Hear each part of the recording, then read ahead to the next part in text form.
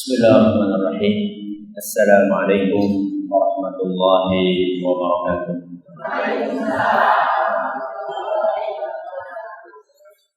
Alhamdulillahirabbil alamin.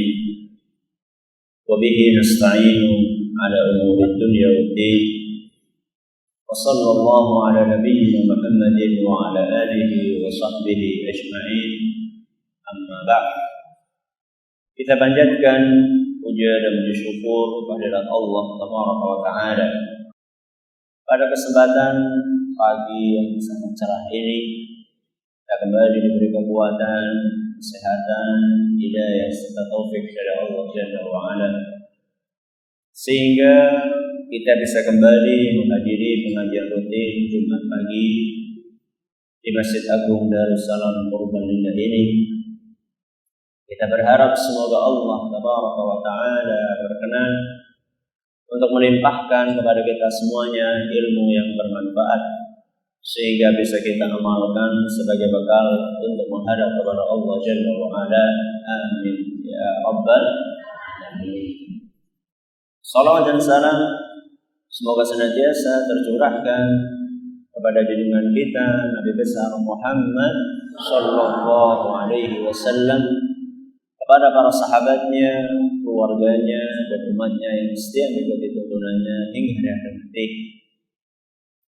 Bapak-bapak dan ibu-ibu sekalian yang kami hormati, pengajian kita pada pagi hari ini judulnya apa? Muslim kok mendua. Muslim kok mendua? Mendua niku napa? Mendua adalah salah satu kata-kata yang kurang disukai oleh ibu-ibu. Mboten. Kenapa, Bu? Bahkan sampai ada ungkapan berbunyi, jangan bilang setia jika akhirnya engkau mendua. Di kebanyakan image masyarakat, kesetiaan itu dinilai kalau suami tidak mendua dalam arti berpoligami. Sehingga kata-kata mendua ini menjadi sebuah momok yang sangat mengerikan. Aduh, bojoku arep. Padahal sebenarnya ada mendua yang lainnya yang jauh lebih mengerikan, tapi kadang-kadang malah tidak dipedulikan. Kalau mendua yang pertama alias poligami, itu sih sebenarnya juga ada dalilnya dari Al-Quran. Di antaranya firman Allah Azza wa Jalla, "Fankihu ma qabalakum minan nisa'i mathna wa thulatha wa ruba'." Kata Allah Azza wa Jalla, nikahilah wanita yang kalian sukai 2 atau 3 atau 4. Fa in khiftum alla ta'dilu fawahidah. Kalau khawatir tidak bisa adil, maka cukup berapa? 1. Berarti sebenarnya poligami niku wonten dalile napa mboten, Bu? Ini ustate ora poligami. Pernah ada jamaah pengajian yang titip pesan kepada istri saya, tolong disampaikan tentang Ustadz Zen aja masih poligami. Saya bilang, kenapa sih? Apa khawatir mbok jamaah pada melu poligami no kayak? Bapak-bapak dan ibu-ibu yang kami hormati, saya itu bukan tidak poligami. Saya ini belum berpoligami. Kenapa, Ustaz? Kenapa? Karena saya merasa belum mampu. Mampu. Wah, ini bisa buat senjata sama ibu-ibu. Ustaz teh orang mampu apa maning jenengan, Mas? Gitu ya. Loh, belum tentu. Jadi belum tentu kalau ustadznya tidak mampu, jamaahnya kemudian ikut tidak mampu, belum tentu.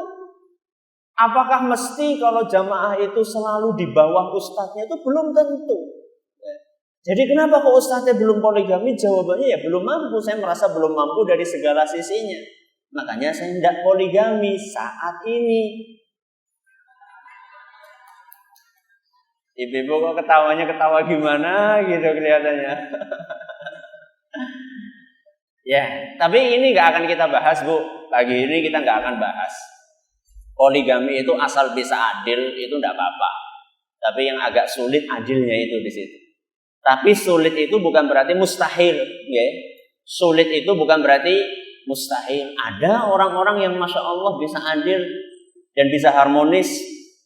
Cuman kadang-kadang itu kita itu cuma melihat orang-orang yang poligami dan gagal. Dan kita melupakan ada orang yang poligami dan sukses. Nah, kita harus menilai secara proporsional. Tapi ini kita nggak akan bahas panjang lebar karena kita akan bahas istilah mendua yang lainnya. Apa mendua yang akan kita soroti dalam pengajian kali ini? Ini adalah praktek mendua yang tidak bisa ditolerir. Yang tidak ada dalilnya dari Quran maupun hadits Nabi SAW. Bahkan mendua yang satu ini yang akan kita bahas ini hukumnya haram. Bahkan di puncak keharaman. Mendua apa maksudnya? Mendua di dalam beribadah kepada siapa? Allah Subhanahu wa ta'ala. Maksudnya apa Ustaz mendua dalam beribadah? Maksudnya selain dia beribadah kepada Allah, dia juga beribadah kepada selain Allah. Ini namanya mendua. Seharusnya kalau orang beribadah kepada Allah Azza wa Jalla, dia harus murni. Ibadahnya hanya untuk siapa? Allah. Kalau ada istilah mendua berarti ada istilah menyatu, ya. Maksudnya adalah kita hanya beribadah kepada Allah. Itulah ajaran prinsip seorang muslim. Dan ini biasa diistilahkan dengan prinsip tauhid. Prinsip apa? Tauhid. Ada seorang muslim gak bertauhid, itu namanya muslim gak punya prinsip. Yang namanya orang Islam, dia itu harus fokus hanya kepada Allah di dalam ibadahnya. Kalau misalnya dia masih bagi-bagi ibadah, berarti dia ini tidak punya prinsip tauhid. Prinsip tauhid itu dalilnya nopo Ustaz? Banyak sekali. Di antaranya dalam Al-Quran surat Al-Bayyinah ayat 5. Insya Allah sudah banyak yang hafal di sini. Yaitu firman Allah Azza wa Jal, wa ma umiru illa liya'budullaha mukhlisina lahuddina hunafa. Kasih wonten terusane. Wa yuqimus salata wa yu'tuz zakata wa dzalika dinul qayyimah. Wa ma umiru illa liya'budullah. Para manusia itu tidak diperintahkan kecuali hanya beribadah kepada siapa? Allah. Mukhlisina lahuddin. Mengikhlaskan seluruh ibadahnya hanya untuk Allah. Itu namanya tauhid. Jadi seorang muslim punya prinsip dan ini adalah pondasi agama. Yang namanya pondasi itu kalau tidak ada maka bangunannya akan ambruk. Makanya seorang yang berislam gak pakai pondasi tauhid, sebentar lagi bangunan Islamnya akan ambruk. Adapun seorang muslim yang istiqamah di atas prinsip tauhid, maka ibadah apapun yang dia lakukan hanya dia persembahkan kepada siapa? Ibadah niku kathah napa mboten? Ada ibadah lisan, nggih, wonten ibadah napa? Lisan. Ada ibadah hati, wonten ibadah anggota tubuh, wonten ibadah napa? harta. Contohnya ibadah harta apa? Sedekah, terus zakat, terus infak, terus apa? Apa? Jariyah, nggih sami mawon jariyah nggih sedekah. Wonten malih kata sangat kurban. Nggih, niku kali arta napa mboten? Nggih, wonten malih apa? Haji pakai duit, umroh, napa malih? Akikah itu ibadah pakai harta. Kalau ibadah lisan contohnya napa? Zikir, leres, napa malih? Baca Quran, wonten malih? Apa? Mengajar ilmu agama, wonten malih? Amar ma'ruf, nahi mungkar, menasehati, wa tawasau bil haq. Itu ibadah napa? Lisan. Ibadah hati, contohnya napa? Tawakal, leres, wonten malih? Sabar, nggih. Ikhlas, Masya Allah. Wonten malih? Napa? Qanaah, leres, masih banyak yang lainnya. Terus wonten ibadah anggota tubuh, contohnya napa? Salat. Ini mandek. Napa? Napa? Puasa, nggih, enggak apa-apa masuk puasa karena itu perut. Kemudian ada yang lain? Apa? Kerja bakti nopo? Bekerja, memberikan nafkah untuk keluarga. Gawe kakan kopi. Go sapa? Ibu buat siapa? Suami. Banyak sekali. Seluruh ibadah ini hanya boleh dipersembahkan kepada siapa? Makanya kalau panjenengan cermati dalam surat Inna A'tayna, ayat terakhirnya nopo? Fasholli li rabbika wanhar. Nopo artinya? Salatlah untuk Allah. Dan nopo wanhar? Nyembelih kurban juga hanya untuk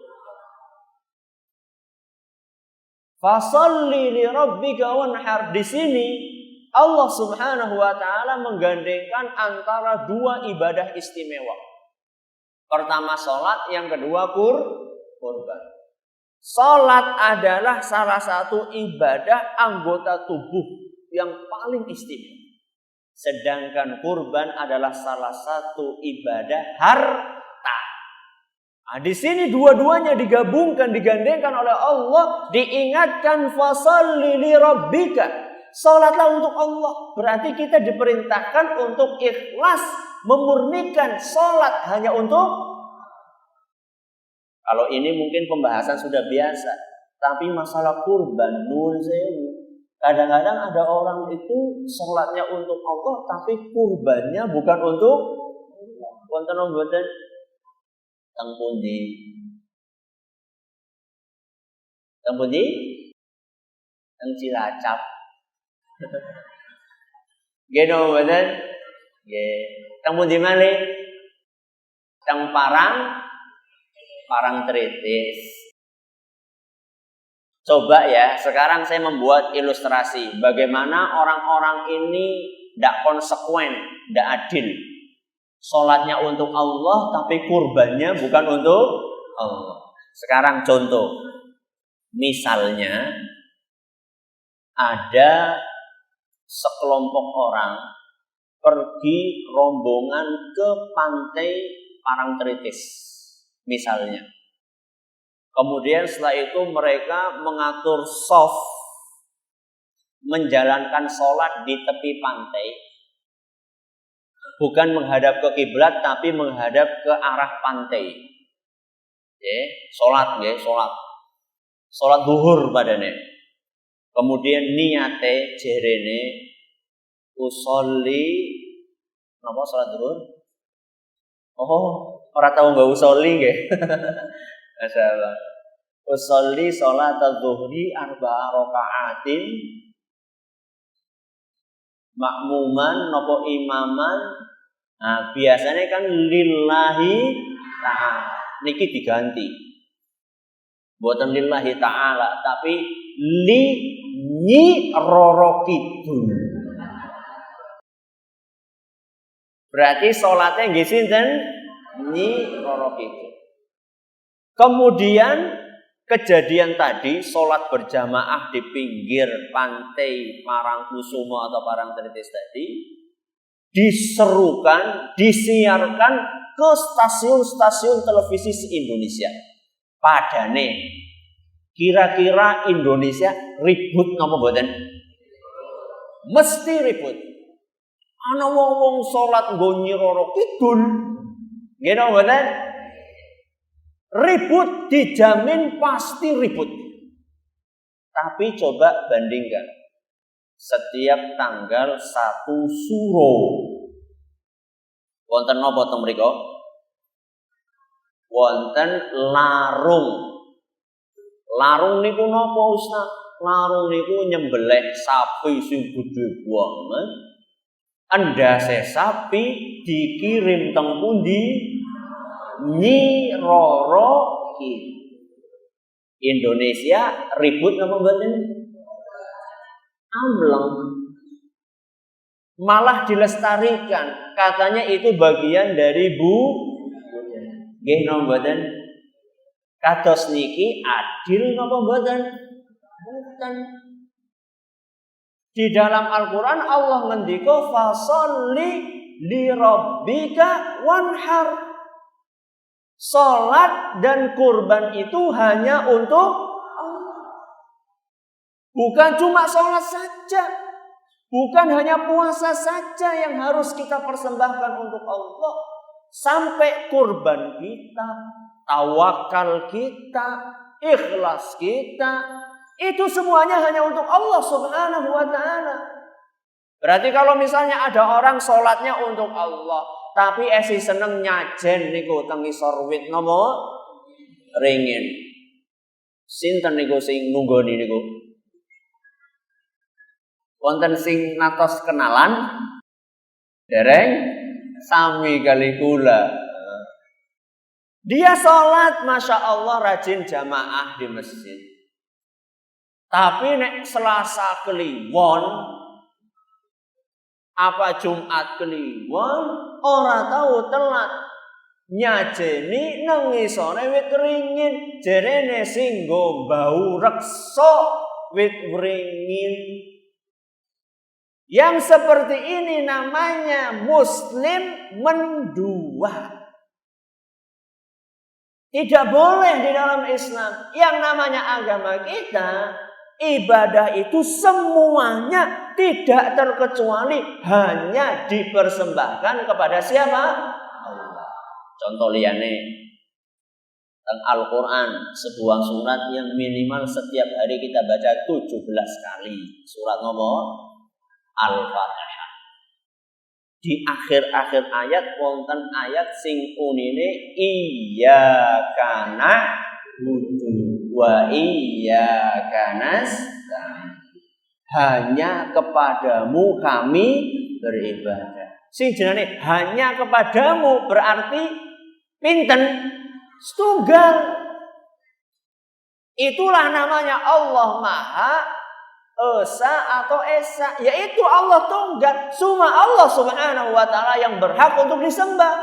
Iyyaka na'budu, hanya kepadamu-lah wahai Rabbi kami beribadah, wa iyyaka nasta'in. Apa artinya? Hanya kepadamu wahai Rabbi kami minta tolong. Coba sekarang minta tolong manusia di zaman kita ini. Apakah pian kepada Allah? Bela-bela hukum. Kena mboten? Putus cinta, dukun berzina. bertindak. Cinta ditolak, dukun bertindak. Putus cinta, lungane mengdukun. Arep ujian nasional, ngundange meng sekolahan apa? Dukun. Napa malih jajal sing biasanya dukun? Arep buka toko, jaluk jimat meng sapa? Dukun maneh. Napa malih? Arep nyalon lurah. Lungane mengendi? Mengdukun. Napa malih? Arep nyalek. Ya Allah, nyalek nun sewu nggih. Sing jenenge calon legislatif niku kan biasane tingkat pendidikane napa? Tinggi. Ya esi percaya maring dukun. La haula wala quwata illa billah. Itulah tanah air kita. Napa malih niku? Cinta, nyalek, ngelurah, ujian, meriang yang mengenai dukun. Ujarku ya rumah sakit sana nang ngendi-ngendi dokter wis mambrah. Ya esi mang dukun baik. Napa malih? Napa? Kelangan ya mang dukun. Ya Allah, dukun ini kayak Masya Allah apa-apa bisa. Manusia serba bisa. Napa malih? Wonten malih? Arep lahiran. Lho kowe ora apa-apa. Dukun bayi nggih mboten napa-napa nek niku. Anu kesele yo. Niku mboten napa-napa. Itu dukun apa? Tidak, tidak apa-apa. Jadi bukan itu yang kita bahas ya. Yang kita bahas itu adalah para tidak normal. Itu yang kita bahas. Nabi kita Muhammad sallallahu alaihi wasallam sudah mewanti-wanti dari dulu. Kata Nabi sallallahu alaihi wasallam, "Man ata arrafan au kahinan." Siapa saja yang datang kepada dukun atau paranormal. Fasa'alahu, kemudian tanya kepada dukun tersebut. Takontok iseng, hanya sekedar tanya. Gak usah percaya. Nopo ganjarane lam tuqbal lahu salatun arba'ina yauman. Salate mboten ditampi 40 dina, 40 bengi. Kur takonno sekedar tanya saja, gak usah percaya, iseng saja datang ke sana tanya, salatnya enggak diterima 40 hari 40 malam. Eman apa mboten? Itu bagi orang yang bertanya. Bagi orang yang bertanya kemudian percaya, bagaimana akibatnya? Akibatnya kata Nabi SAW, faqad kafara bima unzila ala Muhammadin sallallahu alaihi wasallam. Dianggap telah kafir dengan apa yang diturunkan kepada Kanjeng Rasul sallallahu alaihi wasallam. Medeni napa mboten? Medeni. Makanya prinsip kita adalah mengikhlaskan ibadah hanya kepada Allah. Enggak boleh mendua dalam hal seperti ini. Oh, aku orang mendukun, mengkiai kok. Gini betul. Perhatikan Bapak Ibu kami hormati. Kiai, kalau benar-benar kiai, orang bakal merdukun. Ya. Sekarang yang ada itu adalah dukun nyamar dadi nopo?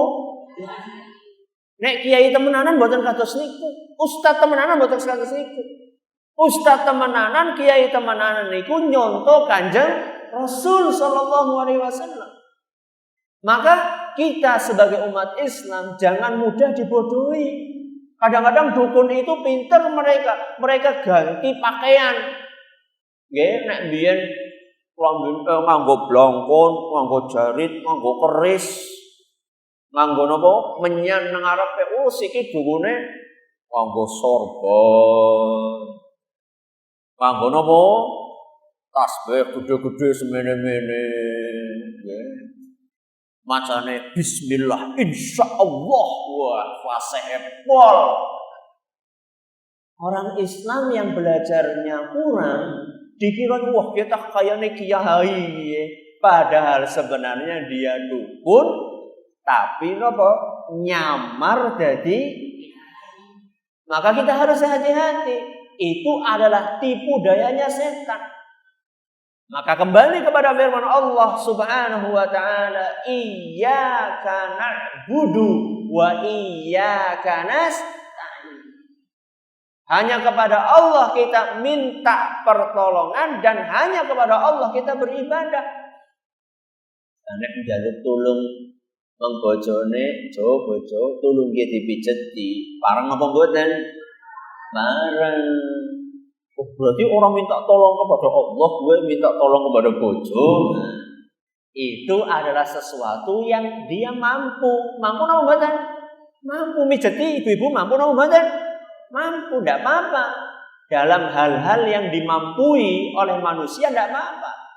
Tapi kalau misalnya sudah menyerempet hak prerogatif Allah, barang hilang, jaluk tulung mendukun, kon diramal, oh tidak boleh. Karena yang mengetahui hal-hal yang gaib itu hanya siapa? Allah Subhanahu wa ta'ala. Datang ke dukun minta supaya rizkinya lancar. Yang mendatangkan rizki niku sinten? Allah. Makanya salah satu nama Allah Ar-Razzaq. Napa Ar-Razzaq?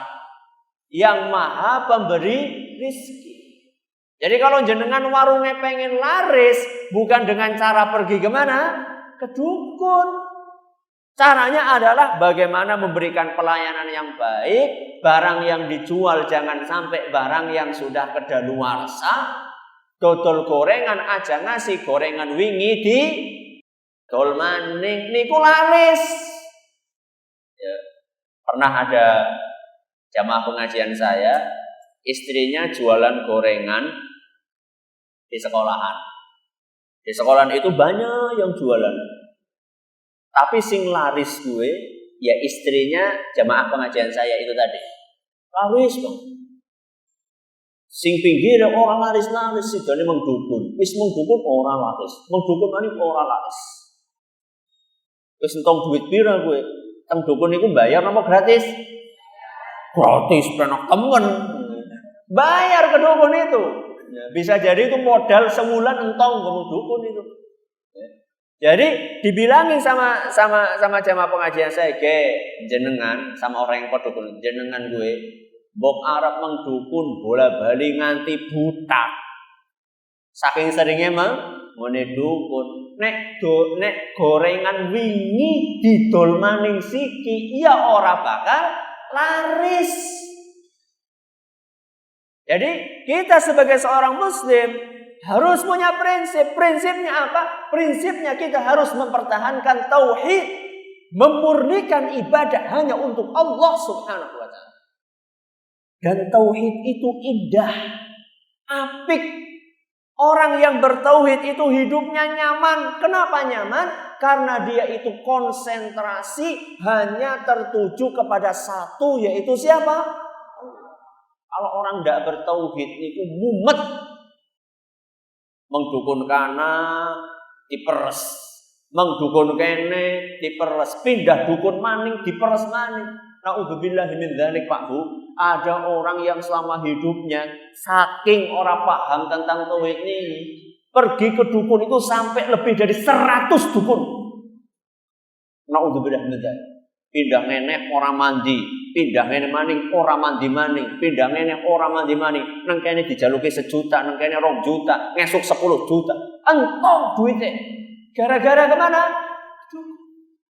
Tapi kalau orang yang beriman, maka dia hanya tertuju konsentrasi kepada siapa? Kepada Allah Subhanahu wa ta'ala. Maka Allah Subhanahu wa ta'ala memberikan perumpamaan tentang orang yang bertauhid sama orang yang tidak. Bagus sekali perumpamannya. Panjenengan bisa baca dalam surat Az-Zumar ayat 29.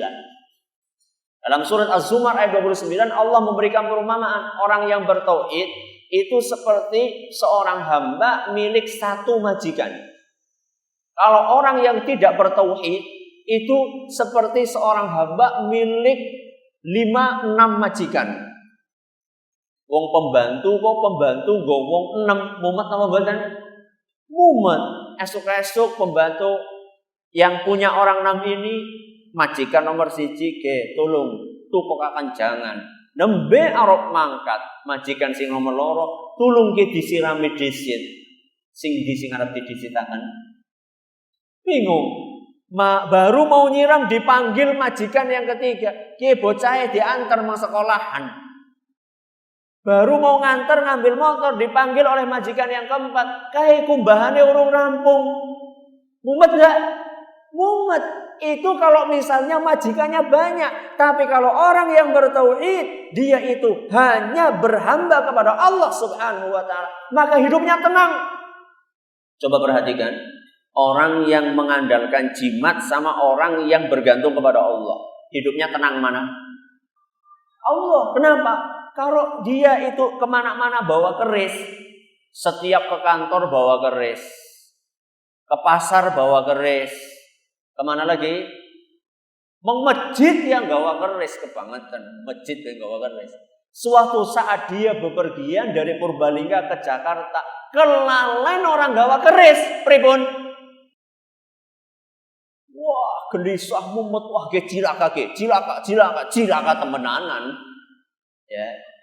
Tapi kalau orang bergantungnya kepada Allah Subhanahu wa ta'ala, dimanapun dia berada, di tengah hutan belantara pun, di tengah lautan yang luas pun, atau di ujung dunia sekalipun, atau di puncak gunung, dia tetap hidupnya tenang, hatinya nyaman, tentrem, karena dia selalu merasa bersama dengan siapa? Allah Subhanahu. Itu indahnya nopo. Setelah pembahasan ini, panjenengan masih akan mendua napa mboten? Mendua sing didesin. Kalau yang dimaksud mendua dalam beribadah, maka katakan tidak. Katakan tidak kepada mendua di dalam peribadatan kepada Allah. Kita sebagai orang Islam harus bertauhid, memurnikan ibadah kita hanya untuk siapa? Allah Subhanahu wa ta'ala. Semoga yang sedikit ini bermanfaat, ya. Ini yang dapat kami sampaikan. Terima kasih atas perhatiannya. Mohon maaf segala kekurangannya. Kita tutup dengan membaca subhanakallahumma wa bihamdika asyhadu an la ilaha illa anta astaghfiruka wa atubu ilaik. Wassalamualaikum warahmatullahi wabarakatuh.